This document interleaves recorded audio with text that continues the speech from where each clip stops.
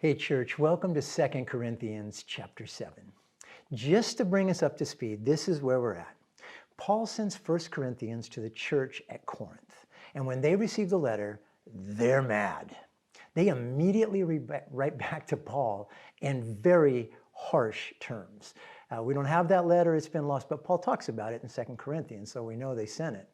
So Paul gets on a ship in Ephesus, sails to Corinth, and addresses the church in person. And this is not a pleasant visit.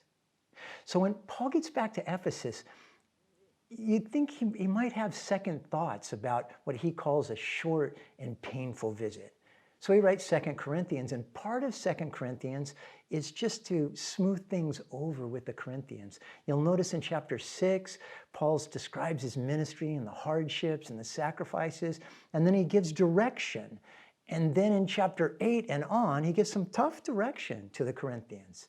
But here we are in chapter 7.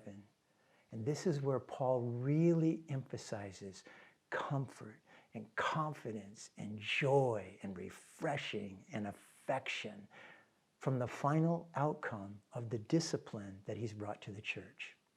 So this part of 2 Corinthians is like a message from a father who had to discipline his children, and then the joy that he has in their repentance and restoration. Let's start off with verse 1. So Paul gets right to the point. He says, we're children of the Most High God, and we need to live in such a way that our lives reflect seeking holiness. He says, therefore, having these promises, beloved, and these promises he's talking to, he's going back to chapter 6 where he quotes God saying, I'll be a father to you and you'll be sons and daughters to me. And he says, because we have promises like this, let's cleanse ourselves from all defilement of flesh and spirit, perfecting holiness and the fear of God. Now, perfecting means growing and maturing in holiness and the fear of God. Because without the fear of the Lord, quite frankly, you're not going to get very far maturing in holiness. It's serious. It's the life we should be living. In verses 4 through 6, now Paul says things, how great his confidence is in them, how great his boasting is in them. He says he's filled with comfort. He's overflowing with joy in all this affliction that he's going through. He says God comforts the discouraged, and he's been comforted by Titus because of how they felt about Titus, and they comforted him. He says their zeal has got him rejoicing even more. And in verse 8 through 11, this is probably the point that needs to be driven home most powerfully. It's really, really important for them and for us. In verse 8, he says that real sorrow is more than just being sorry that you got caught. He says godly sorrow leads to real repentance and real fruit. You can be really, really sorry that you got caught and not make any changes in your life. I've seen examples like this so often.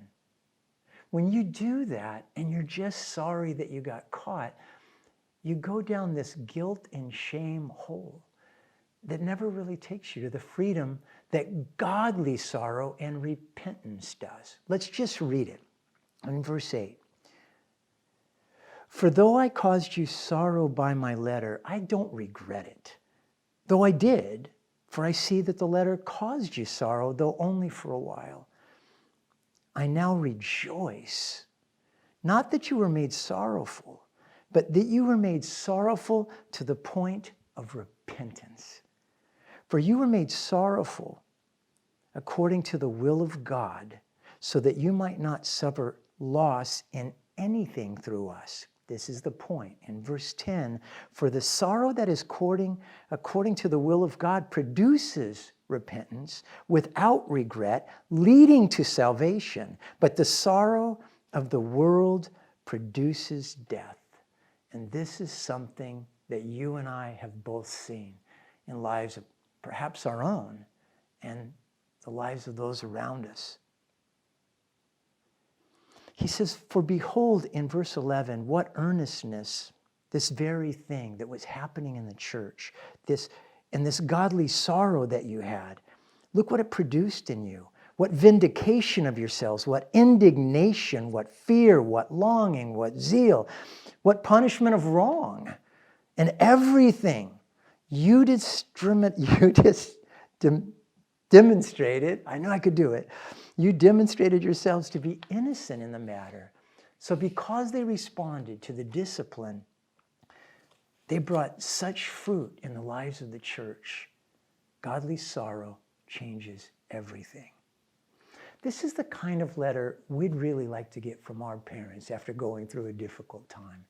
Probably even more importantly, parents, this would be a great letter for us to be able to write to our kids. Paul says he's been comforted. He's been given joy. Titus' spirit's been refreshed. He says, I'm really boasting about you, and you've lived up to everything that I boasted about you. He says, Titus' affection for you abounds because he remembers your obedience. He ends up in verse 16 with something that I could say to so many people at our church. Paul says, I rejoice that in everything I have confidence in you. This really is the kind of letter you want to get from your dad or from an apostle. But the question is right now, where are you at? Would you be getting a letter like this? Or is there something that the Lord's been wanting to deal with in your life? Maybe something that you've been ignoring that will eventually end up in discipline. Why not stop right now?